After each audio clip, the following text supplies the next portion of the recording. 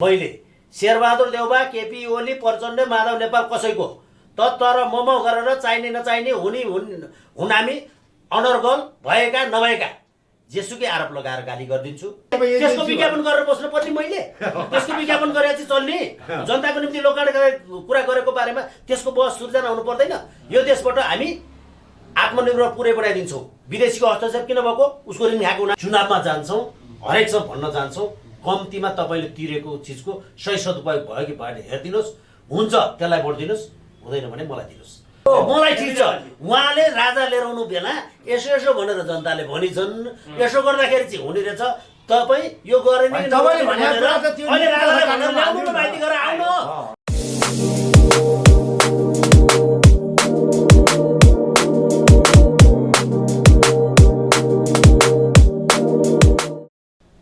यहाँ दुवैलाई हलमार्क टिभीमा स्वागत छ र हामीसँग हुनुहुन्छ स्वतन्त्र राष्ट्रिय नेपाल राष्ट्रिय अभियानका सदस्य नेता बोधराज नेउपाने र हाम्रा चिरपरिचित स्वतन्त्र नारी समाजको अध्यक्ष peoplevote.com का संयोजक हेमविक्रम सिलवाल। अब यहाँ दुईजना चाहिँ अब एकजना राजा र राजसंस्था चाहिन्छ भन्ने हुनुहुन्छ, अब एकजना हुनुहुन्छ बोधराजजी फेरि अब मलाई राजा पुगिसक्यो, अब हामी चाहिँ उन्नत गणतन्त्र चाहिन्छ अब देशमा भनेर चाहिँ भन्नुहुन्छ।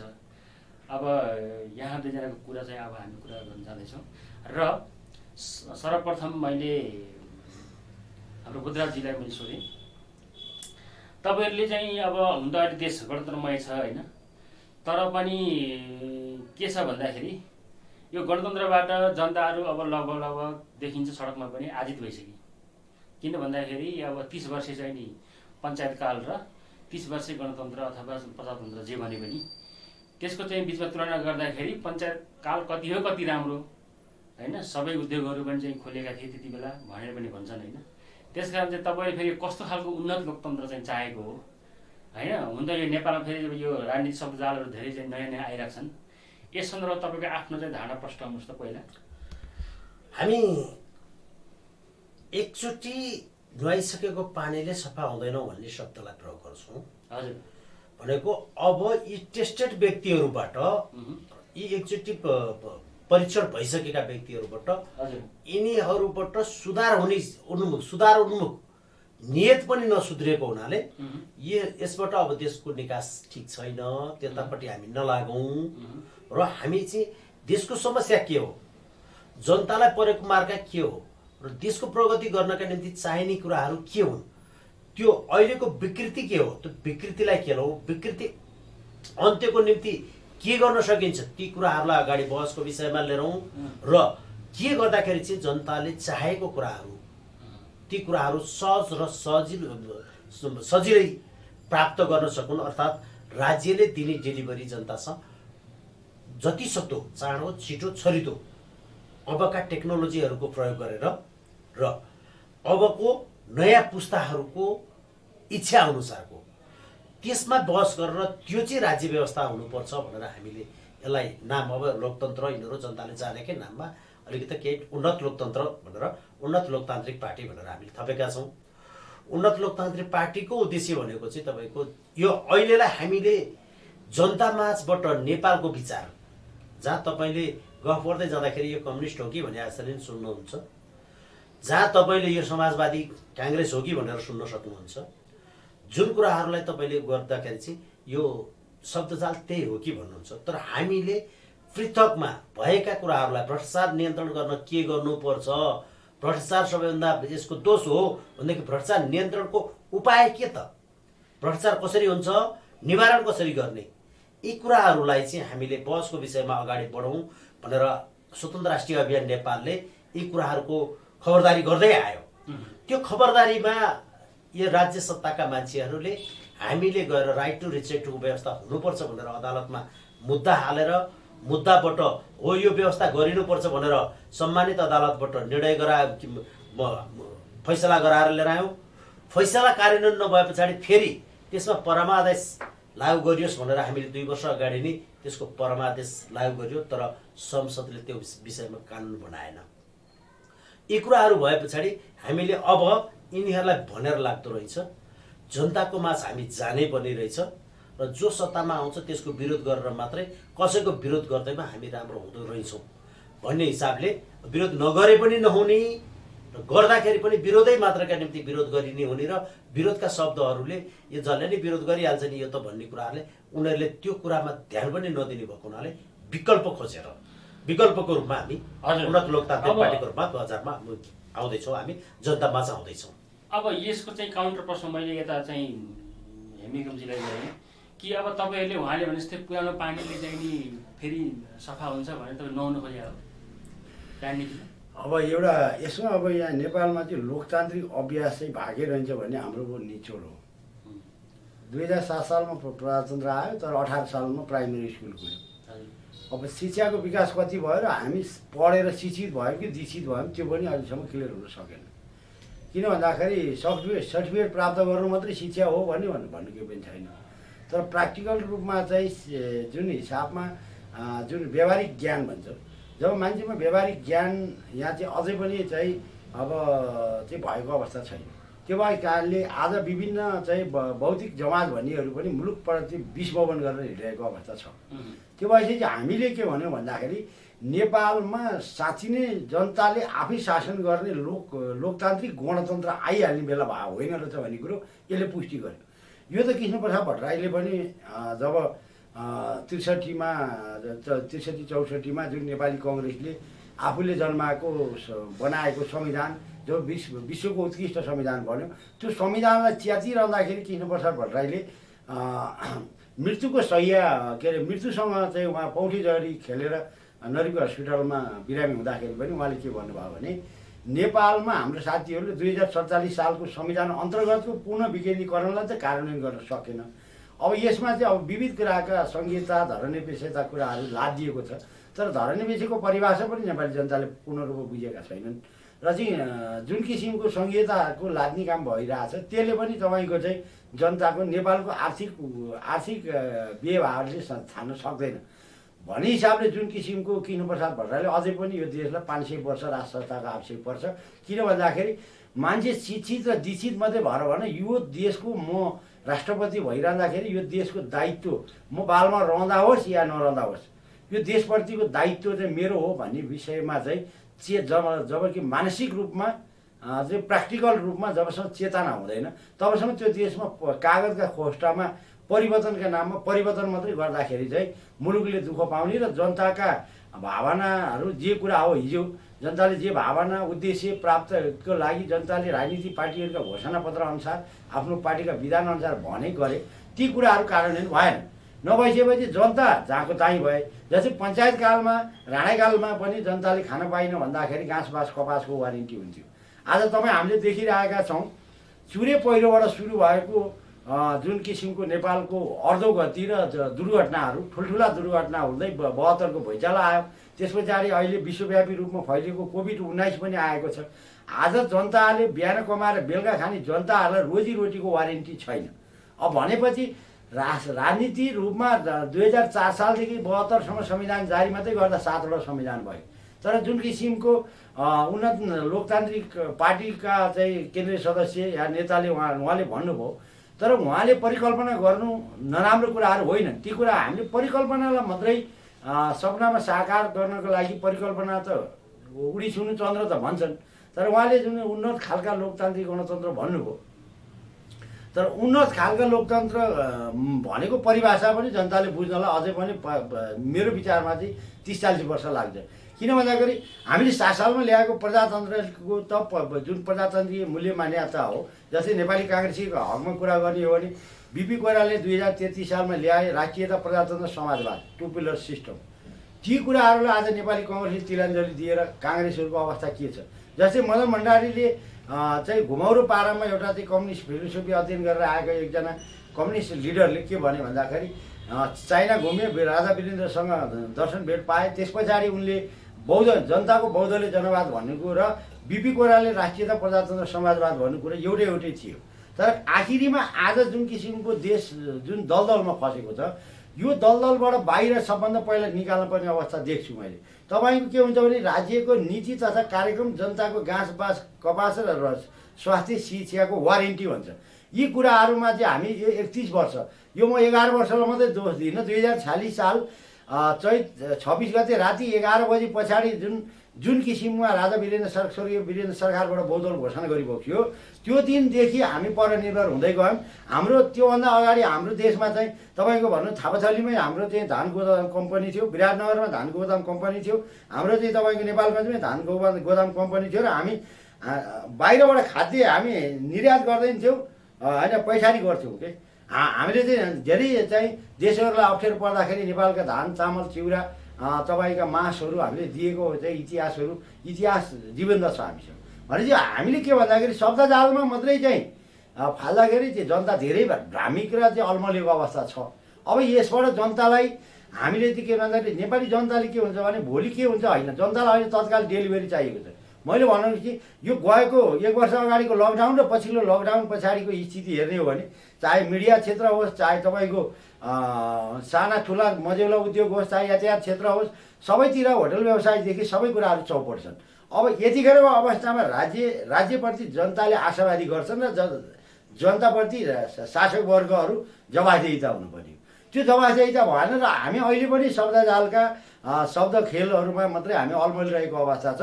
तर नेपाल जस्तो देशमा चाहिँ हामीमा आफूमा यो मुलुकको दायित्व मेरो हो, भोलि म कहिले पनि मुलुकप्रति बेमानी गर्दिनँ र मुलुकको जवाफदेहिताबाट भाग्दिनँ भन्ने जबसम्म हामीसँग चेतना र ज्ञान र चाहिँ सार्वभौम सत्ता नेपालप्रतिको वफादारिता र भौगोलिक अखण्डताप्रतिको जुन इमान्दारिता जबसम्म हामीसँग चाहिँ स्ट्रङली रूपमा चाहिँ के अरे हामीमा त्यो ज्ञान प्राप्त हुँदैन, तबसम्म कुनै पनि व्यवस्था मात्रै परिवर्तन गरेर संविधान मात्रै जारी गरेर मुलुकले चाहिँ निकास पाइरहेको अवस्था छैन। त्यो भएर हामीले के भन्न खोजेको हो भने हामीले केही समयको लागि अहिले त मुलुकै रहने कि नरहने भन्ने कुरामा पनि छ। अब यहाँ चाहिँ तपाईँको विभिन्न कुराहरू आएका छन्, जस्तै अन्तर्राष्ट्रिय जगतले चाहिँ जबरजस्त गरिब भएको कारणले हेपेर तपाईँको MCC ल्याएको छ। अब चाहिँ BRI का कुराहरू आएका छन्। हरेक कुराहरू अन्तर्राष्ट्रिय चाहिँ जस्तै अमेरिका भर्सेस भारत चीन भर्सेस चाहिँ रसिया र उत्तर कोरिया, यी भनेपछि नेपालमा त्रिपक्षीय चाहिँ एक किसिमको बाह्य हस्तक्षेप बढिरहेको अवस्था छ।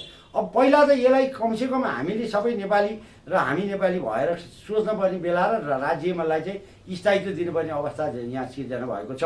भनेपछि यही चरम राजनीतिले गर्दाखेरि उहाँले भनेको उन्नत लोकतन्त्र पनि व्यवस्थामा अहिले पनि व्यवस्थालाई पनि हामीले नकारेको होइन, तर नेपाल जस्तो देशमा चाहिँ चीनको जस्तो व्यवस्था पनि नहुने रहेछ, जस्तै भारतको जस्तो सङ्घीय लोकतान्त्रिक गणतन्त्र पनि नहुने रहेछ। किनभने हामीले पूर्ण विकेन्द्रीकरण 2047 सालको संविधान अन्तर्गतको पूर्ण विकेन्द्रीकरणलाई हामी कार्यान्वयन चाहिँ अक्षर पालना र स्थानीय र स्वायत्त अधिकारको अवधारणा जुन कुरो ल्याइयो थियो त्यसलाई नै हामीले चाहिँ पुरा गर्न नसकेपछि त आज मुलुक त दलदलमा फस्यो नि।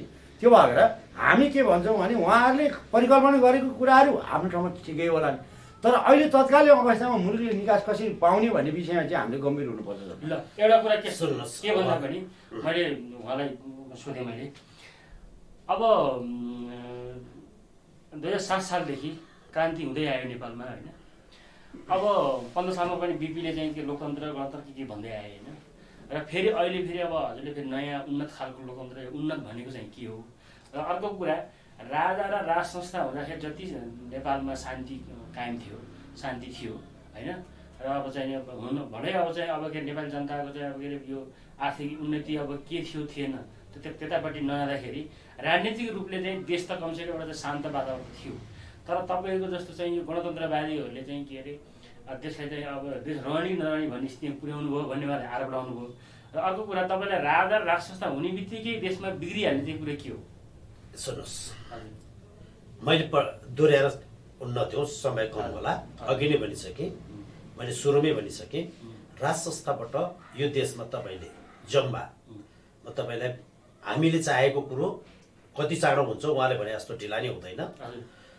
यो देशमा 2047 साल पछाडि 4 जना व्यक्तिहरूले देशको चाहेको भए आमूल परिवर्तन गराउन सक्ने 4 जना व्यक्ति सत्तामा आइपुगे, कार्यकारी प्रमुखको रूपमा स्थापित भए। यी 4 जनाको अस्तित्व मध्ये 1 जना मरेर गए, 3 जना अहिले पनि जीवित छन्।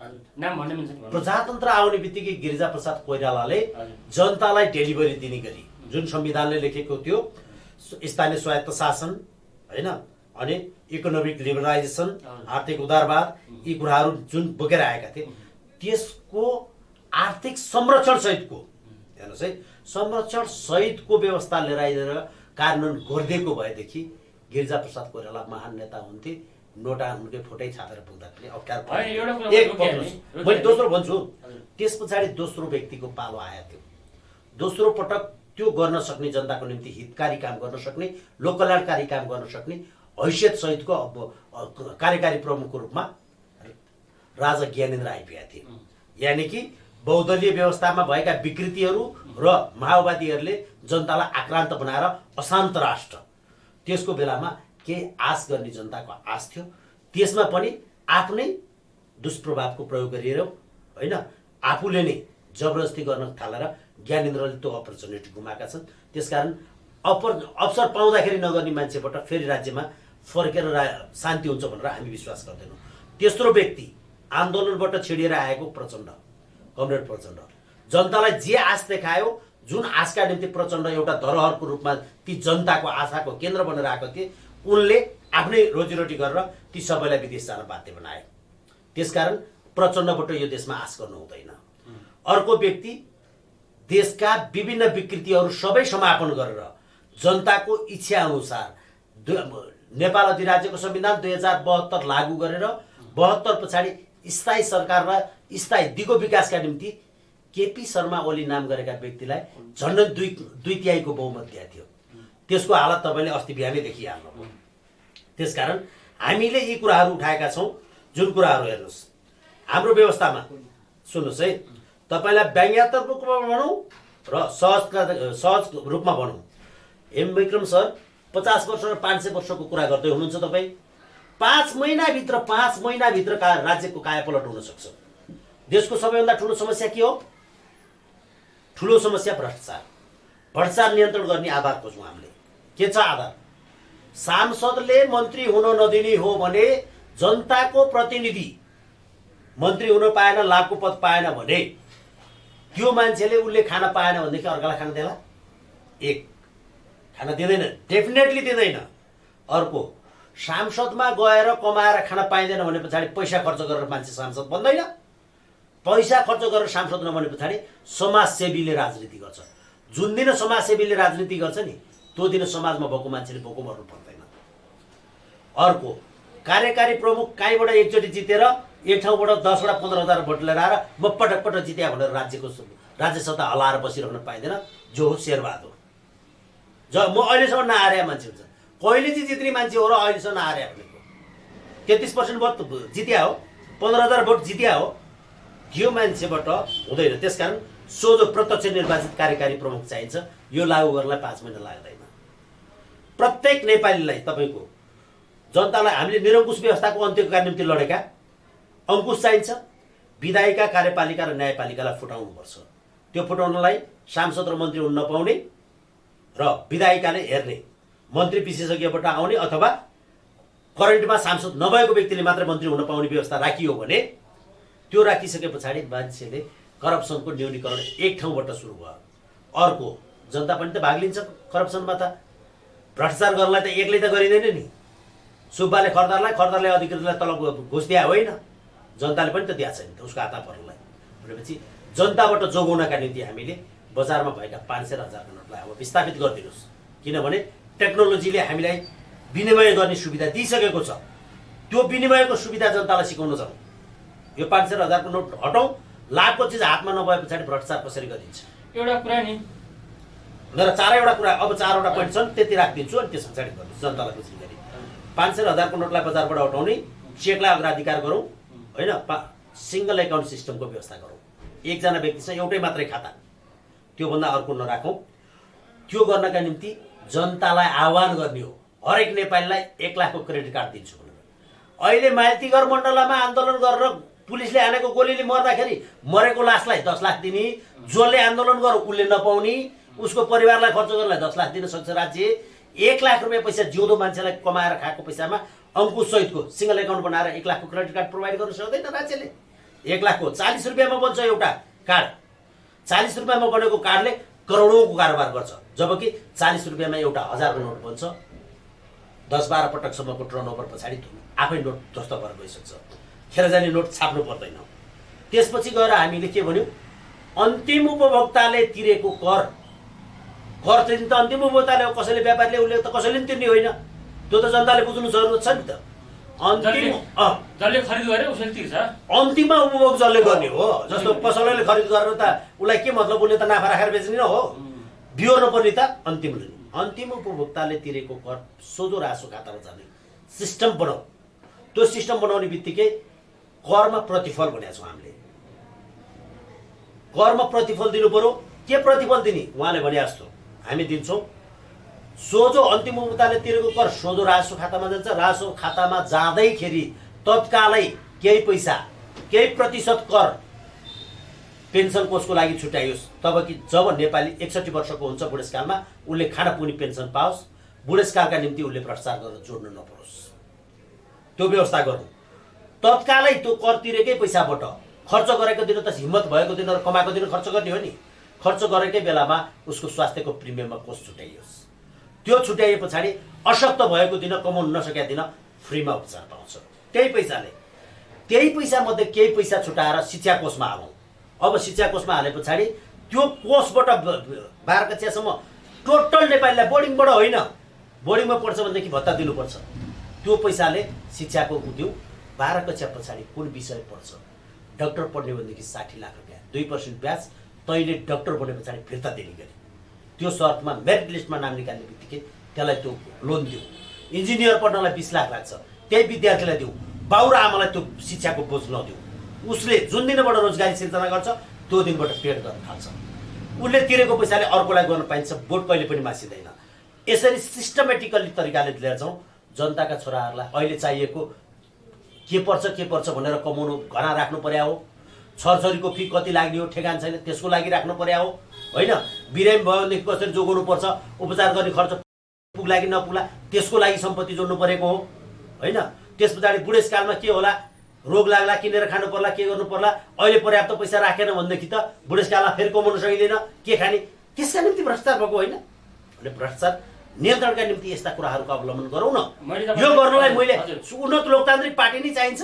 शेरबहादुर देउवाले भोलि बिहानबाट लागू गरे हुँदैन। हजुर सुन्नुहोस् है त, मैले यही कुरा होइन, अब तपाईँको अलिकति बिचमा रोकेँ होइन। अब तपाईँले आफ्नो चाहिँ त्यो उन्नत लोकतन्त्र पार्टीको चाहिँ तपाईँले आफ्नो धारणा चाहिँ भन्नुभयो होइन। र एउटा कुरा नि, नेपालमा तपाईँले अहिले भर्खर कुरा गर्नुभयो त, मलाई त्यो कुराले हिँड गरेको थियो कि तपाईँको आर्थिक उदारीकरणले गर्दाखेरि भएका सबै उद्योगहरू राम्रोसँग महत्त्व पालन बेचेर सक्यो होइन। र अर्को कुरा तपाईँको चाहिँ जुन यो लङ लास्टिङ तपाईँको जुन सिस्टममा ल्याउने देशलाई भन्नुभएको छ नि, अब यहाँ विभिन्न खालको त इन्ट्रेस्टका मान्छेहरू छन्। र एउटा कुरा के छ भन्दाखेरि तपाईँको अब देशलाई नै क्यासलेस सिस्टम बनाउने भन्ने कुरा गर्नुभयो तपाईँले। क्यासलेस नगद रहित सिस्टम बनाउने, चेकमा डिजिटलाइज गर्ने भन्ने कुरो छ नि। यो कुरो डिमोनेटाइजेसन कुरा पनि आयो, तपाईँले गर्नुभयो होइन। जस्तै इन्डियामा चाहिँ नरेन्द्र मोदी जुन प्रकारको चाहिँ नोटबन्दी गर्यो, त्योभन्दा फरक हो नि हाम्रो। उसले 2000 को नोट निकाल्यो तर हामी निकाल्दैनौँ। अनि यी भनेका तपस्याका कुराहरू भए होइन। जुन राज्यले चाहिँ नि गर्नुपर्ने सिस्टममा ल्याउने कुरा भए। र एउटा कुरा मैले उहाँलाई सोधेँ, तपाईँ नारी समाजको अध्यक्ष भएको भएर पनि तपाईँले पनि यो कुरामा खालि अब राष्ट्रता मात्रै भनेर हिँड्नुभन्दा पनि यो कुरो के हो भन्दाखेरि तपाईँको चाहिँ के अरे मैले भन्नुपर्दाखेरि जस्तै राज्यले जसरी पनि कर जनताबाट लिएरै छाडेको छ। हामीले चाहिँ 1 जार पानी किन्दा होस् अथवा 1 बोतल पानी किन्दा त्यसरी होस्, प्रत्यक्ष अप्रत्यक्ष रूपमा कर राज्यले उठाएकै छ। राज्यले तपाईँको मैले जहाँ बुझेसम्म कुनै पनि जनता करबाट भागेको छैन, भाग्न पाउँदैन, भागेको पनि छैन अहिलेसम्म। र तर त्यो करको चाहिँ राम्रो सदुपयोग नभएको भएर विभिन्न तपाईँको चाहिँ के अरे माथिका चाहिँ तपाईँको उद्योगपतिदेखि लिएर तलको चाहिँ रोडपतिसम्मले करबाट भाग्ने पर्ने कारण छ हो कि हो। यो कुरोलाई उहाँको प्रश्नलाई उहाँको उत्तरलाई तपाईँले चाहिँ कसरी काउन्टर दिनुहुन्छ? तपाईँले महत्त्वपूर्ण कुरा उठाउनु भयो। उहाँले भनेका कुराहरू राज्यलाई आवश्यकताको कुरा हो, तर त्यसलाई कार्यान्वयनको विषय चाहिँ हामीले विकेन्द्रीकरणलाई क्लियर गर्न सकेनौँ। मैले भनिरहेँ जस्तै एउटा कुरो के भन्दाखेरि नेपालमा अहिले एउटा कुरा गरौँ, अब इन्डियामा 60,000मा तपाईँको सेन्ट्रो कार पाइन्छ पाइन्छ। है। अब यहाँ नेपालमा अहिले तपाईँको एउटा सेन्ट्रो कारको चाहिँ 36 लाख पुऱ्याइयो होइन, जसको देशमा एउटा सियो पनि उत्पादन हुँदैन। मैले भनेको थिएँ 60,000मा पाइने सेन्ट्रो कारलाई तपाईँको 36 लाखमा बेच्नु भनेर त्यो अन्याय हो किन? त्यो त सरेन अन्याय भयो। हो, तपाईँको एउटा चाहिँ स्कर्पियो लिनुहोस्, अहिले 64 लाख पुग्यो। 500 कुरा अन्याय भयो। अब भनेपछि यहाँ एउटा कुरो के छ भन्दाखेरि जसको देशमा मोटर पास पनि उत्पादन हुँदैन, मोटर पनि बन्दैन, भोलि गएर त्यसको चाहिँ तपाईँको टायर खियो इन्डियामै जानुपर्ने। भनेपछि हामीले एउटा कुरो के भन्दाखेरि अहिले सबैभन्दा बढी जनता ठगिएको कुन क्षेत्रहरू छन् त भन्दाखेरि भूमि सुधार र अर्को यातायात क्षेत्र। जस्तै मैले भने बाबुको सम्पत्ति अब चाहिँ यो अहिले बोर्डिङमा पनि त्यही लागु छ। एकचोटि भर्ना गरेपछि वर्षै साल भर्ना गर्नुपर्छ, पर्दैन नि, भनेपछि ठग्ने मात्रै। भनेपछि अहिले यातायात क्षेत्र जतिबाट चाहिँ जति जनता शोषित पीडित छन् त्यो विषयमा अहिले बहसै हुन सकेको छैन। अब तपाईँको मालपोतबाट चाहिँ बाबुको सम्पत्ति छोराको नाममा नामसारी गर्दाखेरिको लाखौँ रुपियाँ चाहिँ लाभ कर र चाहिँ के कर भनेर चाहिँ ठगिरहेको छ। भनेपछि यहाँ चाहिँ तपाईँको के छ भन्दा पारदर्शिताको कुरा ल्याउनु भयो उहाँले। अब भोलि उहाँको पार्टीले बहुमत ल्याएको घडीमा उहाँको पार्टीले कार्यान्वयन गर्ने कुरा उहाँले व्यक्त गर्नु हो। किन भन्दाखेरि यो तपाईँको उहाँको पार्टीको पोलिसीभित्रको नीति तथा कार्यक्रम भन्छ यसलाई। जस्तै यस्तै नीति तथा कार्यक्रम नेपाली कङ्ग्रेसको छ, तर काङ्ग्रेसले उसले त्यो कार्यान्वयन गरेन। एमाले भित्र पनि छ।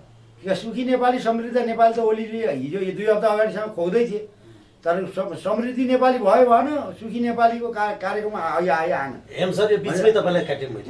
यिनीहरूले त्यो शब्द बोले, त्यसको कार्यान्वयनको पक्षमा कहिले होमवर्क गरे? मैले यही कुरामा चाहिँ तपाईँले मैले चाहिँ के भन्दाखेरि हामी शब्दजालमा चाहिँ हामी सबै अगाडि भयौँ, तर हामीले वैदेशिक हस्तक्षेपलाई जसरी हामीले वेलकम गरायौँ 63 पछाडि, त्यो वेलकम चाहिँ यहाँ चाहिँ के छ भन्दा आज कुनै पनि राजनीतिक पार्टीहरू कुनै पनि विदेशी डिजाइन र विदेशी इन्ट्रेस्टमा चलिरहेको अवस्था देखिरहेको छ। त्यो भइसकेपछि पहिला तपाईँ र म मिल्ने कि नमिल्ने, तपाईँ र म एक ठाउँमा आउने कि नआउने, तपाईँ र म एक ठाउँमा नआउँदासम्म राष्ट्रिय स्वार्थ एक ठाउँमा आउँदैन। भनेपछि राष्ट्रलाई कसरी समुन्नत बनाउन सकिन्छ भन्ने विषयको नीति तथा कार्यक्रम नै क्लियर भएन।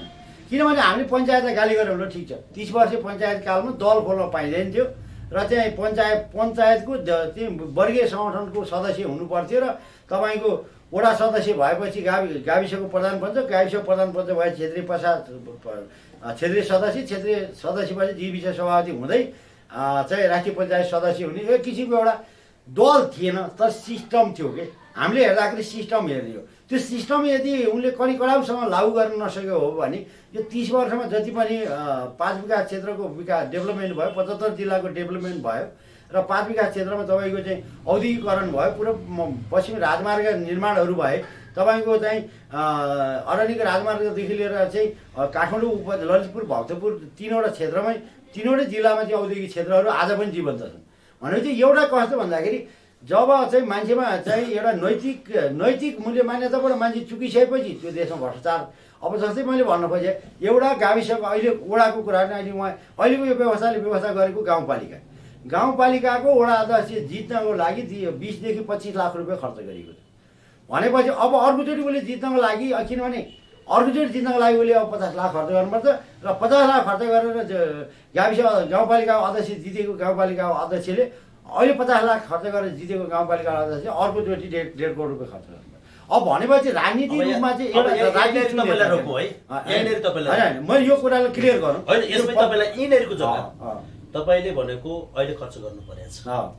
यदि तपाईँ हामीसँग सिङ्गल एकाउन्ट भएर 500,000 लाखको चाहिँ साथा भएन भने होइन, यो विषयमा तपाईँ थाहा होला, म यो क्लियर उसले खर्च गर्ने ठाउँको पैसा खर्च गर्ने एकाउन्टबाट देखिँदैन थियो, त्यसलाई खर्च गर्न गाह्रो हुन्थ्यो भनेदेखि फेरि खाना पनि त गाह्रो हुन्थ्यो। त्यो अप्ठ्यारो सिस्टम खोज्नु न। तपाईँले इमान्दार मान्छे कसरी म सत्तामा पुगेपछि बेमान नगरी बस्छु म तपाईँलाई सोधेर बेमान गर्ने भनेर भन्छु। मलाई 5 करोड रुपियाँ पैसा कसैले घुस दिन्छु भनेर आयो भने म तपाईँसँग हेमविक्रम सर म यो 5 करोड खाउँ कि नखाउँ भनेर टेलिफोन गर्छु कि हेमविक्रमले थाहा नपाउने गरी 5 करोड कसरी खाने भनेर सोध्छु म। तपाईँले 5 करोडै नभए पछाडि के खाने? होइन त्यो व्यवस्था गरौँ न। होइन, तपाईँले भनेको कुरा मैले माने, तपाईँले भनेको कुरा माने, तर हाम्रो समाजलाई एकाउन्ट पे भन्ने कुरो के हो थाहै छैन। पहिला त थाहा हुनु पर्यो। मैले भने कि प्रजातन्त्र भनेको लुटी खाने र भुटी खाने मात्रै बुझेँ के। मैले भने रतबारको रेलिङ भाँच्ने होइन, रतबारको रेलिङ भाँच्ने अनि पार्टीको झन्डा बोक्ने, घरमा श्रीमतीलाई पेटकोट छैन पहिलो के अरे रातो कपडा किनेर बाँसा लठीमा हालेर हँसी अचडा बनाएर हिँड्ने हामीले सिकाएन हो। चाहे चार झन्डा बनाउनुहोस्, चाहे जोसुकै बनाउनु, तर हामीले एउटा कुरो मैले भन्न खोजेँ किनभने तपाईँले भनेको कुराहरू पढ्नुमा होइन। तपाईँले यसो डिबेट गर्नु होला, म क्लियर गरौँ। हामीले के चाहिँ हामीले पहिला गर्नु पऱ्यो भने आजको आवश्यकता के हो भन्दा सबभन्दा ठुलो कुरो संस्थागत भ्रष्टाचारको कुरा मैले गरेँ अघि। मैले यही व्यवस्थाको हिजो यो 47 सालको संविधानले व्यवस्था गरेको कुराहरूमा पनि भ्रष्टाचार नभएको होइन। जस्तै नेपाली काङ्ग्रेसको कानुन मन्त्री हुँदाखेरि अख्तियार दुरुपयोग अनुसन्धान आयोगलाई सक्रिय बनाउनुपर्छ भनेर जोड साथ उठाए चिरञ्जीवी वाग्लेले। गिरिजाप्रसाद कोइरालाले सबभन्दा पहिला नै चिरञ्जीवीलाई जेल हाल्थे, त्यस पछाडि जयप्रकाश गुप्तालाई हाल्थे, त्यहाँबाट खुमबहादुरलाई हाल्थे। तर किन भन्दाखेरि त्यो चाहिँ गिरिजाबाबुले नदेखाए बाटो देखाइदिएर त। किनभने उनको आफ्नो छोरीलाई पार्टीको सभापति बनाउन लागि के अरे शीर्षस्थ चाहिँ नेताहरूलाई काङ्ग्रेसलाई फसायो। तर किनभने आज कम्युनिस्ट एकजना कम्युनिस्ट नेता तपाईँले 46 सालदेखि आजसम्म भन्नुहोस् एकजना कम्युनिस्टका नेताहरू भ्रष्टाचारको केसमा जेल गएका छन् त? कसैन हो, तपाईँलाई मैले भन्छु। तर एकजना काठमाडौँको स्थानीय भनौँ न कम्युनिस्टका नेताहरू बाहेक अरूको हैसियत के थियो त? कोठा भाडा तिर्न सकेर चाहिँ राति डेढा सर्ने मान्छे होइन र तपाईँ भन्नुहोस् त अब। अनि यहाँ संस्थागत कागज मिलाएर संस्थागत भ्रष्टाचार गरेछ। धोबीखोलाले धोबीखोलो भन्न पाएन, विष्णुमतीले विष्णुमती भन्न पाएन, बागमतीको तीरले तीर भन्न पाएन। अब भन्नुहोस्, अब यहाँ जुन किसिमको कागजमा मिलाएर जुन किसिमको भ्रष्टाचार छ नि, यो भ्रष्टाचारको अन्त्य कसले गरिन्छ त भनेपछि पहिला त एउटा कुरो के हुनु पऱ्यो भन्दाखेरि उहाँहरूले उठाएको कुराहरूलाई कार्यान्वयनमा ल्याउन र म त के भने उहाँले उठाएको एजेन्डालाई म स्वागत गर्छु, नमन पनि गर्छु। तर कुरो के छ त हाम्रो समाज कुन के अरे दूरदराजतिर गइरहेछ त भन्दा पहिला त के भन्दाखेरि जनतालाई हामीले के भन्नु पहिला चाहिँ तपाईँहरूले नागरिक भाषा, नागरिकले बोलेको नागरिक भाषा जस्तै स्वतन्त्र नागरिक समाज। आज तपाईँ भने आज स्वतन्त्र नागरिक समाजको फङ्सन भएको पनि 11 वर्ष बित्यो। तपाईँहरू मिडियाले दैनिकी जस्तो कुनै पनि सानोदेखि ठुलोदेखि कुनै पनि कार्यक्रम चाहे गोष्ठी होस् चाहे सडक कार्यक्रम होस् तपाईँहरूले साथ दिएकै हो नि। तर किन नागरिकहरू सडकमा आएन भन्दाखेरि चैत 26 गते राति 11 बजे राजा वीरेन्द्रद्वारा जुन पञ्चायती व्यवस्थाप्रति र नेपाली काङ्ग्रेसको उद्देश्य के थियो त भन्दाखेरि काङ्ग्रेसको माग के थियो त 40 सालको आन्दोलनमा भने पञ्चायती व्यवस्था होस् तर दलमाथिको प्रतिबन्ध खोलियोस् भन्ने कुरामा राजाद्वारा पञ्चायती व्यवस्थालाई कोल्याप्स गरिएको छ। भनेपछि चैत 26 गते राति 11 बजी पछाडि भोलिपल्ट उठेपछि बिहान कोही काङ्ग्रेसको कार्यालय खोज्दै गए, कोही मालेको कार्यालय खोज्दै गए, कोही मसालेको कार्यालय खोज्दै गए, कोही मण्डलीको कार्यालय खोज्दै गए। किन भन्दाखेरि आज तपाईँको चाहे जुवल हिमालको फेददेखि वीरगन्जको चाहिँ ठोरीसम्मको जनता कुनै पार्टीको कार्यकर्ता भए र सदस्यता ल्याएको। कोही क्रियाशील सदस्य छन् भने कोही चाहिँ साधारण सदस्य छन्। तर चाहिँ पार्टीले कसरी हुबिलाएको छ भने चाहे नेकपा एमालेको वर्ष दिनमा चाहिँ पार्टी सदस्यता नवीकरण गर्ने व्यवस्था गरेको छ। त्यो पनि एउटा शोषण हो, त्यो पनि एउटा भ्रष्टाचार हो। भन्नु छ यो कुरा क्लियर हुनु, जनताले बुझ्नु पर्छ। भनेपछि जनतालाई चाहिँ यसरी नथी लाएर चाहिँ पार्टीले झोले खोले नबोले बनायो। अब यसबाट जनतालाई बाहिर मुक्त नगराउँदासम्म यो मुलुकको करप्सन रोक्छ। जस्तै नेपाली काङ्ग्रेसभित्र कसैले भ्रष्टाचार गरोस्, काङ्ग्रेसका चाहिँ नेविसङदेखि लिएर तलदेखि माथिसम्म साधन छ। हाम्रो पार्टीको नेताले भ्रष्टाचार गरेकै छैन, यो एमालेले आरोप लगायो भने माओवादीले आरोप लगायो भने भाग्ने। तर एमालेको कसैले भ्रष्टाचार गर्यो भनेर कसैले उब्जाउने एमालेका चाहिँ कार्यकर्ताहरू अन्नभक्त भएर चाहिँ होइन यो सेतो भने सेतोलाई सेतो सेतो कालो कालो कोही पनि भन्न सक्दैन। भनेपछि जब नागरिक स्वतन्त्र हुँदैन, किनभने तपाईँको पार्टी फस्टाउनु पनि पहिला जनता त नागरिक स्वतन्त्र हुनु पऱ्यो। हामीले के भन्यो भने पहिला नागरिक भनौँ, पहिला नागरिक बनिसकेपछि मात्रै सोच्न सक्ने कुरा हो। भनेपछि तपाईँले जुन कुरा अगाडि ल्याउनु भयो यो कुराहरू समुन्नत लोकतान्त्रिक गणतन्त्रको कुरा गर्नुभयो। तपाईँको प्रत्यक्ष कार्यकारी हामीले पनि भनिरहेका छौँ। किन भन्दाखेरि अब तपाईँको संसद मन्त्री हुन नपाउने व्यवस्था गरौँ, प्रत्यक्ष कार्यकारी प्रधानमन्त्रीको निर्वाचन गरौँ, राष्ट्र अध्यक्षको भूमिकामा यो बडामारा धीराज पृथ्वीनारायण शाहले एकीकरण गरेको खातिर एउटा आलङ्कारी रूपमा राष्ट्र संस्थालाई पनि स्पेस दिउँ, जनताको छोरो कार्यकारी प्रधानमन्त्री हुने विज्ञबाट मन्त्री बनाऊ र क्वालिटी र क्वान्टिटीको आधारमा राज्यको विकास चौतर्फी विकासको लागि मन्त्री परिषद चाहिँ विज्ञहरू छानेर लैजाओस्। विधायकताले कानुन मात्रै निर्माण गरोस्, कार्यपालिका व्यवस्थापिका र जुन न्यायपालिका यी कुराहरू फरक अङ्गहरूलाई चाहिँ स्वतन्त्र रूपमा चाहिँ काम गरेर हामीले दिने हो भने नेपाल विकास हुन के गाह्रो छ। तर त्यो कुरो हुन सकेन। किन हुन सकेन भने यहाँ सबै पार्टीका झोले खोले नबोलेहरू एमबिसीमा जाने, कोही भारतीय एमबिसीमा चुनाव आदि भारतीय एमबिसी जाने, कोही अमेरिकन एमबिसी जाने, कोही चाइनिज एमबिसी जाने, कोही रसियन एमबिसी जाने, कोही नर्वेली एमबिसी जाने। भने एमबिसीबाट पैसा ल्याएर चुनाव लडेर जितेका माननीयले देशको लागि सोच्छ कि एमबिसीको विषय सोच्छ? यहाँ समस्या यो हो नि त। त्यो पैसो तिनीहरूका हातमा पर्न नदेऊ न। अब एउटा कुरा नि मैले यहाँलाई सोधेँ बलदाजुलाई कि तपाईँले जुन प्रकारको चाहिँ के करको कुरा पनि गर्नुभयो होइन, क्यासलेस सिस्टम पनि गर्नुभयो। अनि तपाईँको एउटा कुरा मैले चाहिँ नबुझेको के हो भने खालि राज्य सत्तामा बस्ने मानिसहरू होइन, जुन स्टेक होल्डरहरू छन्, उनीहरूले चाहिँ खालि जनतालाई चाहिँ अनेक जालझेल गरेर अनेक नीति नियम बनाएर अनेक कानुन बनाएर चाहिँ के करको दायरामा आउनुपर्छ, चाहिँ हाम्रो पैसाले भनेर भनिरहने। तर त्यो चाहिँ के अरे जनताले चाहिँ त्यहाँ के खोजिया छ, हामी चाहिँ कति चाहिँ इकोनोमाइज हुनुपर्छ, हामी कति मितव्ययी हुनुपर्छ भन्ने कुरा चाहिँ कहिल्यै पनि नसोच्ने, करोडको गाडी पनि किन्ने, अनि अनेक ठेक्कापट्टा आफ्नै झोलेहरूलाई दिने हो। त्यस्तै झोले मध्येको तपाईँको पार्टी पनि त्यो झोले हुने नै चाहिँ तपाईँको पार्टी त्यो चाहिँ के भन्छ नेपाली राजनीतिमा दर्ता हुन आउनु भएको हो कि भनेर मान्छेले सोच्छन्। यसै मैले अर्को प्रश्न पनि के गरेँ भने राजा र राज संस्था चाहने राजावादीहरू यो देशमा चाहिँ एउटा चाहिने के अरे एउटा चाहिँ मियो चाहिने रहेछ है, मियो बिनाको दाइ हुँदैन भनेर आम नेपाली जनताले बुझिरहेको खण्डमा होइन, तपाईँहरूले चाहिँ फेरि चाहिँ राजावादीहरूलाई चाहिँ स्पेस नदिने जुन चाहिँ कुरा गर्नुभयो नि, त्यो कहाँसम्मको चाहिँ जनताको हितमा छ? सुन्नुहोस्, अभिमत सबैले राख्न पाउनु पर्यो जनताको होइन। अभिमत हाम्रो अभिमत भनेको मियो ल, राजालाई ल्याएर मियो गाड्नुहोस्। मियो भन्ने शब्द प्रयोग गर्नुभयो। मियो भनेको के हो? दाही गर्नका निम्ति गोरुलाई रिगाउने र गोरु छरिएर नहिँडोस् घुमुन् भन्ने हिसाबले है। अब मलाई चाहियो, मियोले त खाँदैन, ल पत्याइ गोरुले खानु पर्दैन, गोरु कसले राउने? यिनै मध्येको नेपाली मध्येको एउटा होइन। मेरो एउटा प्रश्न त्यहाँ। अब सुन्नुहोस्, अर्को प्रश्न तपाईँले अघि भन्नुभयो झोले हो। सुन्नुहोस् न, म भन्छु, तपाईँले एकदम सब क्वेसन उठ्नु भएको छ। म काठमाडौँ आएर बसिएको छु, घर पनि राम्रै चाहिएला, गाडी छैन, मोटरसाइकल हिँड्छु म, गाडीका लागि 4 करोड चाहियो। म त मन्त्री जस्तो मान्छे भयो नि त, भोलि त्यो चढ्नलाई चाहियो त, श्रीमतीलाई पनि चाहिन्छ। हेर्नुहोस्, अनि बिरामी उपचार गर्नलाई 2-4 करोडै लाग्ने रहेछ, किड्नी फेर्नलाई 17 करोड केपीले खायो भने पछाडि कम्तीमा मलाई 20 करोड चाहिन्छ भने 25 करोड रुपियाँ पैसा चाहिने अवस्था रहन्जेलसम्म मैले करप्सन गर्दिनँ हो। म जतिको मान्छेलाई विश्वास दिएर पठाउँदाखेरि पनि करप्सन नगर्ने आधार खोजौँ न, त्यो खोजौँ भने अब मैले तपाईँको आजको डेटमा मतपत्रमा 165 जनाको पार्टीका मतपत्र चिन्ह भएको मतपत्र लिएर गएर आफ्नो पार्टीको चिन्ह यो छाप लाउने यसरी भनेर जनतालाई सिकाउन सकिन्छ। यो कार्ड यो हो, यो कार्ड चलाए पछाडि तैँले यसो गरे पछाडि सम्पत्ति आउँछ भने पछाडि पैसाको कारोबार गर्नु परे पछाडि जनताले सिक्दैन। सिक्ने जतिलाई सिक्न देऊ, नसिक्नेलाई 100 को नोट त बाँकी राखेको छु नि त। महिनाको 15,000 दिउँ, 150 वटा 100 को नोट बोक्नु सक्दैन मान्छेले। त्यो 150 बोक्नु सक्दैन भने पैसा चाहिँदैन त त्यसलाई। 150 वटा बोक्छ, त्यो कारोबार गर्छ। जुन दिन ऊ सकिन्छ, आउने पिँढीले त पैसा खर्चै गर्न निम्ति पढ्नु पर्ने रहेछ नि त। शिक्षामा अगाडि बढ्दैन मान्छे। त्यो ती कुराहरू निकालौँ न हामी, जहाँ हामीले करप्सन हुनुको कारण के हो।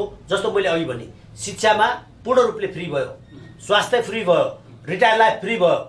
मानिलिनुहोस् आजको दिन मेरो आमा हुनुहुन्छ, मेरो आमा र दाजुभाइ मध्ये अब अहिले मसँग हुनुहुन्छ आमा होइन, मेरो त आलो पालो गरेर बस्नुहुन्छ, समस्या छैन। तर म एउटा उदाहरण दिन्छु, मेरो दाइले आमालाई पाल्नुभयो, आमाको पेन्सन 15,000 रुपियाँ पैसा आउँथ्यो, आमाको पैसाले मलाई दाल चामल पुग्थ्यो भनेदेखि म दाइलाई वर्षभरि पाल्न दिन्छु आमा? मलाई 6 महिना पाल्नु पर्दैन? हामी 2 भाइ भएपछि म झगडा गरेर ल्याउँदैन। आजको दिन म त्यो 15,000 भयो भनेदेखि यदि आमाले ल्याएर पाल्ने बित्तिकै मेरो गोजीको एक्स्ट्रा 10,000 खर्च हुन थाले पछाडि म दाजुलाई के भन्छु? मेरी मात्रै आमा हो, पाले हुन्छ नि, पहिला जन्मिया जेठो छोरो तपाईँले पाले हुन्छ भनेर भन्छु कि भन्दिनँ?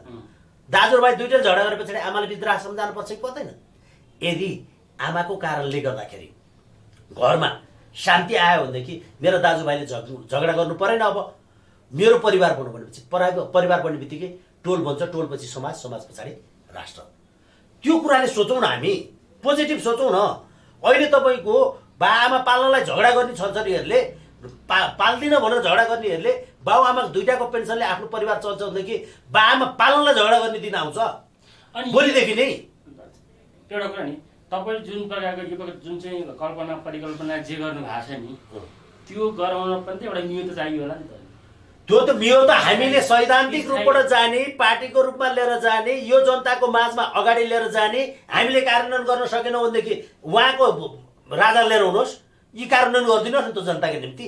मैले गरेको कुरो यदि सही लाग्छ भने मैपट आउनुहोस्, सही लाग्छ तर मबाट विश्वास छैन भनेदेखि उहाँको राजा लिएर आएर गर्नुहोस्। उहाँको राजालाई नै हुँदैन भनेदेखि त्यही शेरबहादुरलाई मर्ने बेला भयो, यो 3 वर्षभित्र यति काम गर्दैन जा भनेर उसलाई हराउनुहोस्। जसले गरे नि हुन्छ नि। पोलिटिक्स मैले गर्नुपर्छ भन्ने जरुरत छ, हेम विक्रमजीले गर्नुपर्छ भन्ने छ। पोलिटिक्सै मात्रै गरेर अहिलेसम्म त्यो जम्मा नेपाली काङ्ग्रेसमा त जिउँदो एउटा प्रधानमन्त्री छ, अरूमा त भूतपूर्व प्रधानमन्त्री त बाँकी छन्। नेपाली काङ्ग्रेसको त जम्मा एउटा मात्रै होइन, अस्तिसम्म भूतपूर्व थियो एउटा, त्यो पनि कार्यवाहक भइदियो। एकजनाले पाएको छ अर्को प्रधानमन्त्री, जिउँदो मान्छे छ अहिले। सबैलाई चाहिन्छ नेतृत्व, सबैले गर्नु पाउँछ, तर सिस्टम त सबैलाई हुन्छ नि। सिस्टम एप्रोचको निम्ति बहस गरौँ, कसरी निवारण हुन्छ त्यसको बारेमा छलफल गरौँ। टेक्नोलोजी विश्वले बनाइदिएको छ, रिसर्च गर्नु पर्दैन, कार्यान्वयन गर्दै पुग्छ।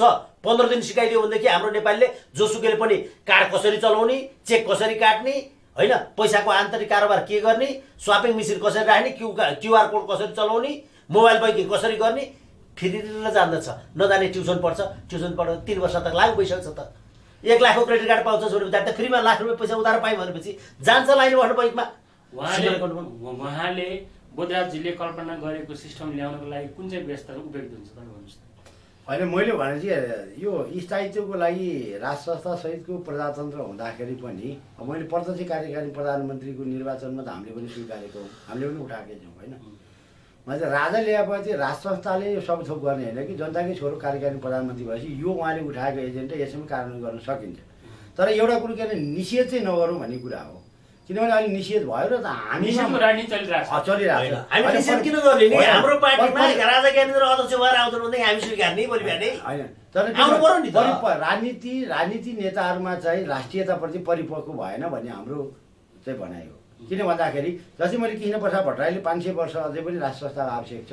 नेपाली काङ्ग्रेसका साथीहरूले चाहिँ उदारो राष्ट्रपति कृष्णप्रसाद कोइरालाको छोरो गिरिजाप्रसाद कोइराला उदारो के अरे राष्ट्रपति भएर नै मरिहाल्यो नि त भन्ने हिसाबको एउटा चाहिँ उग्र वामपन्थी धरापमाको सपनामा परेर न गिरिजाप्रसाद राष्ट्रपति भए, न चाहिँ त्यो उग्र क्रान्ति गर्ने पुष्पकमल दाहालले राष्ट्रपति भए। राष्ट्रपति हुन त रामवरण चाहिँ विद्या भण्डारी पुगे। त्यो भएपछि यो नेपालमा चाहिँ जब राजाले सामान्य प्रतिगमन भएर गऱ्यो भनेर सुरु भएको 7 दलीय आन्दोलनले त राजा बरु सचिन तयार भयो नि त। राजालाई अधिकार थियो त 2047 सालको संविधान अन्तर्गत शेरबहादुर कार्यकारी प्रधानमन्त्रीले विघटन गरेको प्रतिनिधि सभा र चाहिँ सर्वोच्च अदालतमा पनि माधव नेपाल तत्कालीन एमालेका महासचिव माधव नेपालले गिरिजाले पुनर्स्थापना हुनु पर्यो भनेर रिट हाल्दाखेरि ताजा जनआदेशमा जाऊ भनेर भएको फसेलालाई राजाद्वारा त्यो संसद पुनर्स्थापना कति संवैधानिक हो। राजालाई जनआन्दोलनको नाममा असंवैधानिक काम गरायो। तर पुनर्स्थापित संसदका आन्दोलनका कमान्डर गिरिजाप्रसाद कोइरालाले राजाद्वारै शपथ ग्रहण गरे र संसदको पहिलो बैठकमा राजा र परम्परागत के अरे धर्मलाई र परम्परागत शक्तिलाई निलम्बन गर्ने काम गरे। यो कति प्रजातान्त्रिक हो भने चाहिँ संसद पुनर्स्थापना हुनु पनि असंवैधानिक हो र पुनर्स्थापित संसदले गरेको कार्य पनि असंवैधानिक हो। द्वन्द्वरत माओवादी जङ्गलमा चाहिँ शान्ति वार्तामा ल्याएर त्यो ठिकै थियो। 2047 सालको संविधान अन्तर्गत 83 जना माओवादीलाई कुन आधारले संसद बनाइयो भनेपछि त्यो पनि असंवैधानिक भयो। भनेपछि आज हामीले 63 देखि असंवैधानिक काम गर्दै जाँदा तपाईँको चाहिँ के अरे यहाँसम्म आइपुग्यो। 2046 सालमा बदल घोषणा गरे राजा वीरेन्द्रद्वारा। राष्ट्रिय पञ्चायतको तत्कालीन अध्यक्ष राजेश्वर देउटाले भन्यो हाम्रो देशमा गोरु बिहा होइन। त्यस पछाडि दोस्रो चोटि गोरु बिहा माधव नेपालले 2 क्षेत्र हारेर म प्रधानमन्त्री भयो, त्यो दोस्रो चोटि गोरु बिहा। फेरि अहिले परमादेश जारी गरेर जसको पार्टीको संसदमा तपाईँको अविश्वास प्रस्ताव राख्ने 1/4 सिट नभएको शेरबहादुर देउवा प्रधानमन्त्री भयो, यो गोरु बिहाको होइन। अझै गोरु बिहा आउँछ यो देशमा भनेपछि नेकपा एमाले अब त्यो दुधुनी गोरु पाउन हो त होइन अझै ल्याउन गोरु मिल्छ ल्याउँछ। भने। मैले अझै गोरु गोरु त दुध होइन दुधुनी गोरु खोजौँ न त ब्याउन त होइन, तर गोरु नभइकन गोरु पनि जहिले चाहिन्छ। पनि खराब भयो भनेपछि होइन, यो खराब त सुन्नुहोस् न होइन म यही कुरामा आउँदैछु। मैले के भने भन्दाखेरि हामीले गरेको निषेध हो नि त लोकतन्त्र या गणतन्त्र 46 सालदेखि 46 सालमा प्रजातन्त्र हुनुपर्छ पञ्चायत कालो भनेर ढुङ्गा हानी म पनि त एकजना मध्येको त एकजना होला नि है 3 करोड मात्रै एकछिन के मैले के भने भन्दाखेरि हामीले जुन किसिमको निषेध गरेर सङ्घीय लोकतान्त्रिक गणतन्त्र ल्याउँदा हाम्रो आर्थिक व्यवहारले कतिको कार्यान्वयन भयो ओल ऋण काटेर घिउ खाने भने जस्तो ऋण काटेर यो 884 जना झड्केला ज्वाइँ कसरी पाल्ने समस्या यहाँ छ। किनभने आज टोटल 100% जनताले तिरेको ट्याक्सको 83% सार्वजनिक खर्चमा खर्च भइरहेको छ। विकास खर्चमा चाहिँ जब 17% खर्च भइरहेको छ। त्यो पनि कार्यान्वयन गर्नुहोस् न। टोटल बजेटको चाहिँ हिसाबमा मैले भनेपछि तलदेखि माथिसम्मको 17% हो। तपाईँ 83% त तपाईँको चाहिँ सामाजिक खर्च छ। दुनियाँमा यस्तो बजेट बनाउँदैन होला, दुनियाँमा यस्तो बजेट बनाउँदैन होला, तर नेपालमा सार्वजनिक खर्च 83%। यो त स्वर्गभन्दा पनि डेभलप भएको देश हो नि त यो त। किनभने विकास के पनि होइन, टाल्टुले कामको लागि बजेट छुट्याएको त भयो कि। सुन्नुहोस् अझ स्पष्ट अलिकति विचार हाम्रो बजेट कति गत वर्षको 15 खरब अहिलेको 16 खरब अहिलेको वर्षकोलाई छोडिदिनुहोस् खर्च भएकोमा छैन है 15 खरबको बजेट 9 खरब चान्चुन रासो उठ्यो 10 खरब त साधारण खर्च तलब र भत्तामा सिद्धियो 3 खरब रुपियाँ पैसा वित्तीय व्यवस्थापनको निम्ति विदेशीलाई तिर्या ऋण ल्याएर ब्याज तिर्या हेर्नुहोस् बाँकी रहेको 2 खरब 3 खरब छुटाएको थियो घटाएर 2 खरब 80 अरबको विकास खर्च राज्यले छोडेको त्यसमध्ये 20% फ्रिज खाता 13% भ्याट खाता 10% कमिसन खाता 10% लुकाएर खर्च गर्ने खाता भएर जम्मा 47% को मात्रै विकास भएको होइन। जब मैले ठेदारले सुत्दाको ठेदार नाफा खाता पनि छुटाउनुहोस् अनि त्यो छुटाउँदाखेरि 45% को मात्रै विकास भयो भनेको 1 खरब 50 लाखको पनि 50 अरबको पनि जनताले विकास पाएको छैन।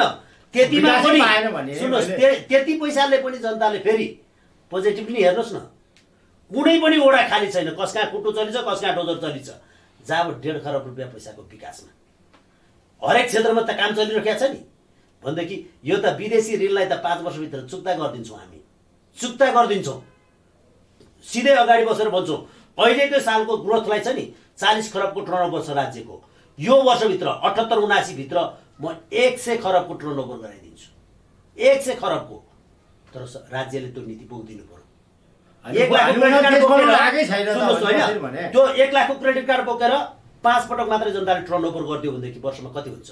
इन्फर्मल टर्नओभर जम्मै आएर नेसनल फर्मल ट्रेडमा आउँछ फर्मल इकोनोमीमा छिर्छ फर्मल इकोनोमीमा छिर्ने बित्तिकै तपाईँको 13% भ्याट लिएको राज्यले 10% राज्यको विकासको राज्यको निम्ति खर्च राखोस् बाँकी रहेको 3% पैसाले मात्रै मैले भने जस्तो शिक्षाको स्वास्थ्य कोष र पेन्सन कोष खडा गरिदियो भने जनता तनावमुक्त ह्याप्पिनेस पिपुल राज्यले सोचेको काम गरेर लिएर जान पाउँछ आफ्नो हिसाब आफैले राखेर लिएर जान्छ।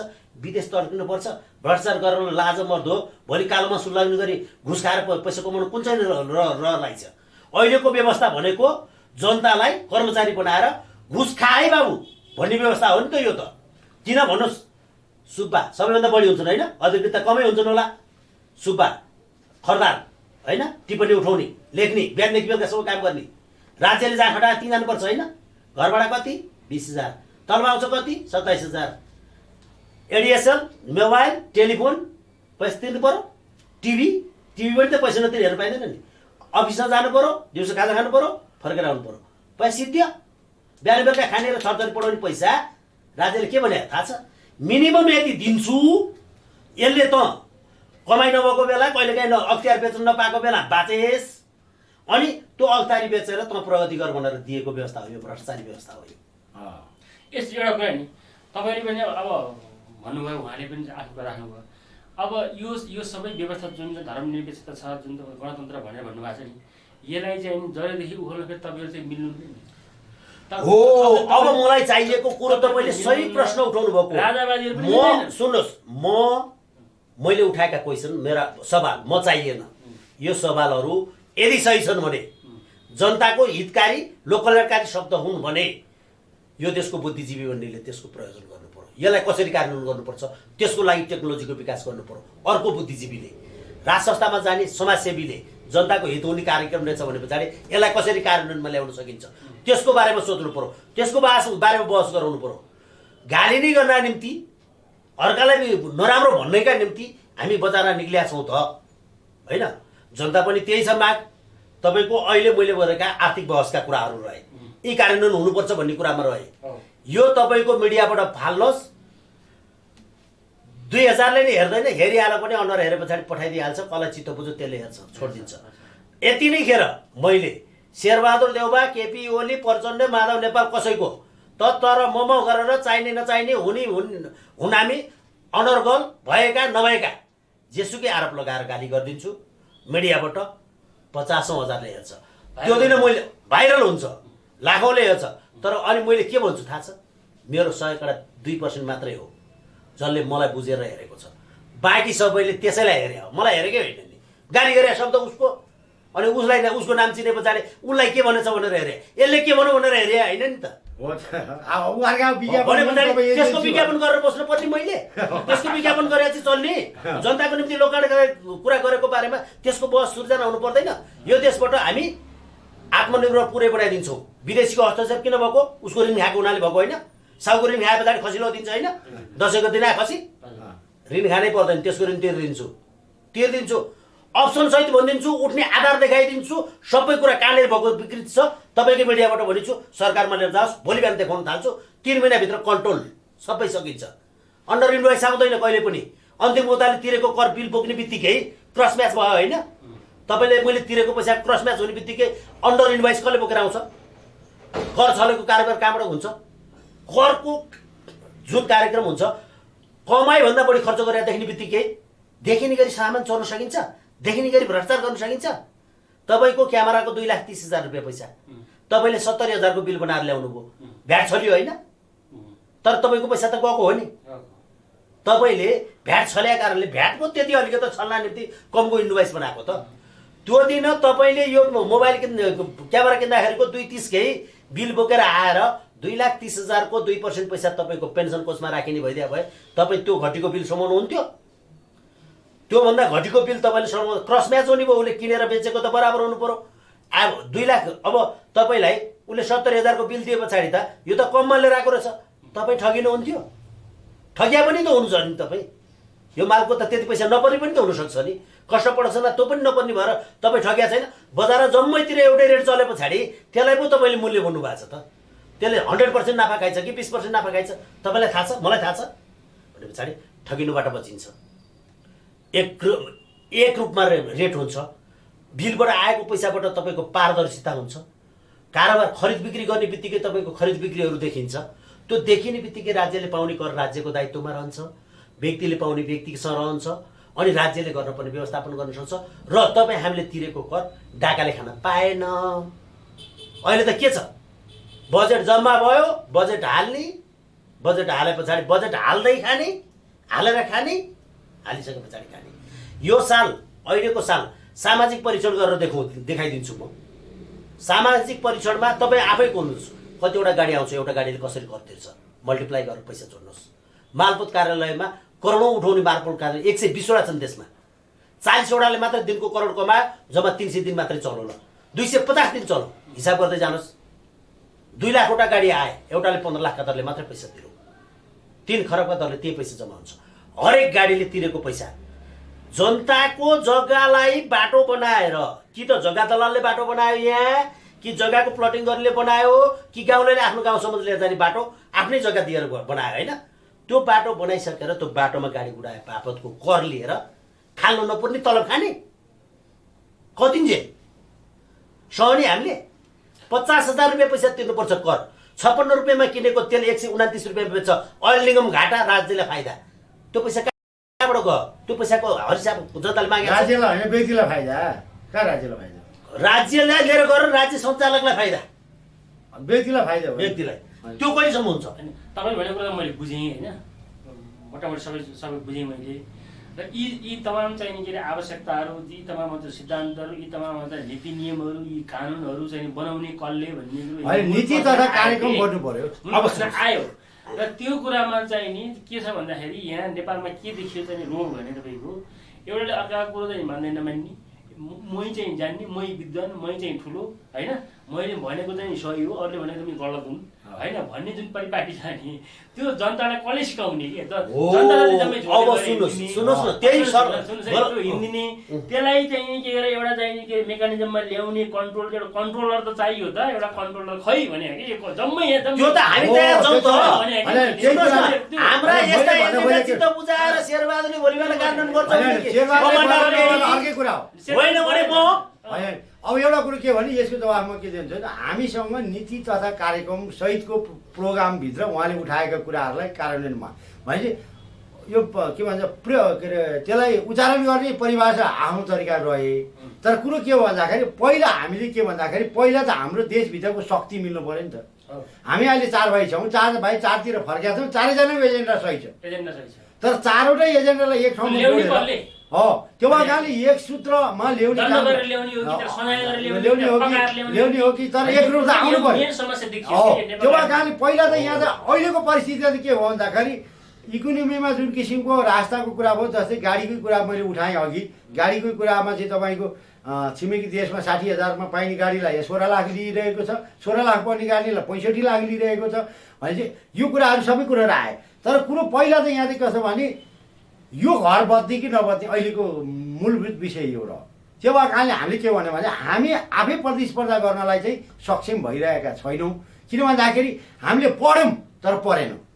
पढ्न त सबैले पढ्यौँ, पिएचडी डक्टर पनि छन्, हरेक किसिमका डाक्टरहरू पनि भए, तर हामी पढ्यौँ पढेनौँ। त्यो भएको कारणले हामीले किनभने जबसम्म हाम्रो मुलुक हामी यो भन्ने विषयको पिँढी र पुस्तालाई चाहिँ जन्माउन सक्दैनौँ नि तबसम्म चाहिँ राष्ट्रिय एकता कायम गर्दाखेरि राज्य एकीकरण गरेको पनि हो। त्यो भएको कारणले राज संस्थासहितको प्रजातन्त्रको एउटा व्यवस्था गरौँ, त्यो व्यवस्थामा जाउँ, त्यो नै उपयुक्त हुन्छ। अहिले तत्कालीन त कमसेकम के भने टेम्परी त देश त जुन दलदलमा फसेको छ नि त्यसबाट बाहिर निकाल्नेपछि उहाँले भनेको कुरा त कार्यान्वयन भयो नि त।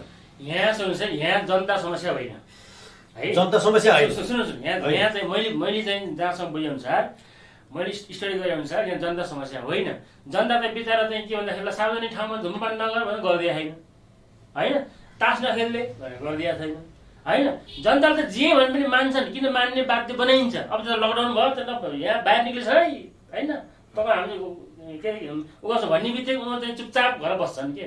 तर मेन कुरो कहाँनिर कुरो चाहिँ बिग्रिन्छ भने माथि गइसकेपछि चाहिँ तपाईँ सबै त्यहाँ गइसकेपछि सबै चाहिँ भत्ताभुङ हुने कारण के हो भन्नु खोजेको कि त्यो बिग्रिया हुनाले सत्तामा पुगेका दिन बोधराज नेउपाने पनि त्यही हालतमा पुग्छ, यिनकै हालतमा हुन्छ। त्यो भएको हुनाले जनताले अन्तिम उपभोक्ता जो छ नि तिरेकोले त्यसको हिसाब माग्न थाल्न आजदेखि।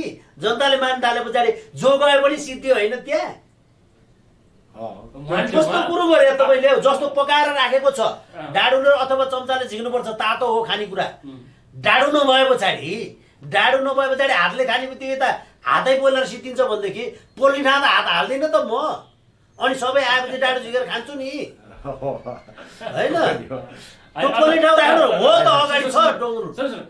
तपाईँको कुरो चाहिँ के रह्यो भन्दाखेरि चाहिँ के अरे सिस्टममा ल्याउने कुरो रह्यो। उहाँको कुरो चाहिँ के भन्दाखेरि घरै छैन भने कहाँको सिस्टम, कहाँको नाच्ने, कहाँको सुत्ने, कहाँ भन्ने चाहिँ उहाँको रह्यो। हो मलाई ठिक छ, उहाँले राजा लिएर आउनु बेला यसो भनेर जनताले भनिन्छन्, यसो गर्दाखेरि चाहिँ हुने रहेछ। तपाईँ यो गरे नि अहिले राजालाई भनेर ल्याउनु न, माइती गरेर आउनु। आज भोलि बिहान माइती गरेर राजा ल्याउनु, राजासहित आन्दोलन आएको र यो काम गर्छौँ भनौँ त वाराङ र भौतपुर र यहाँका निक्लिन्छन्। एयरपोर्ट खुल्ला राख्थ्यौँ, भ्रष्टाचारी जति सबै आएर गइहाल्छन्। देशमा त राम्रै राम्रो मान्छे बस्छ त, आले दुध छाने जिगर छानिदिन्छ त। भ्रष्टाचारी त भएको छ नि होइन, जनता भिडिसकेपछि सबैका नेपालभन्दा बाहिरै घर छन् होइन, थरथरी उतै छन् होइन। एयरपोर्ट खुल्ला राख्थ्यौँ, देशमा कारबाही गर्न भ्रष्टाचारी खोज्दा भेटिँदैन क्या।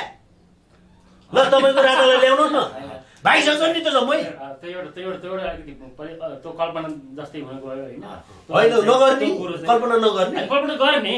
तर चन्द्र भन्छ नि। अब के भन्दाखेरि तपाईँको कस्तो भन्दाखेरि मैले जस्तै राजावादीहरू आफै चाहिँ नि मिल्दैन होइन, अब फेरि एजेन्डा एउटै छ, हिन्दू राष्ट्र भन्छ, राष्ट्र चाहिँ पुनर्स्थापना भन्छ।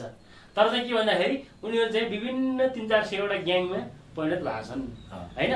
तपाईँहरू पनि के भन्नुहुन्छ, लोकतन्त्र के अरे गणतन्त्र भन्नुहुन्छ, तपाईँहरू पनि घरि उन्नत भन्नुहुन्छ, घरि समुन्नत भन्नुहुन्छ, घरि चाहिँ के भन्नुहुन्छ, के भन्नुहुन्छ, तपाईँहरू पनि आफ्नो उसमा चाहिँ तपाईँ चाहिँ आफ्नो डम्फु बजाउँदै हिँड्नुहुन्छ होइन। त्यस कारण चाहिँ यहाँ चाहिँ नि उयो के भन्छ भन्दाखेरि बिरालोको घाँटीमा घन्टिकलले बाँध्ने भन्ने नै समस्या चाहिँ देखियो। हाम्रो यतापट्टि आज फोकस गरे अहिले हामी चाहिँ के भन्छ यो एमसिसीको बारेमा चाहिँ कुरा गर्नु थियो। अब तपाईँ पछिल्लो चढ्न गरौँला, समयमा गयो होइन।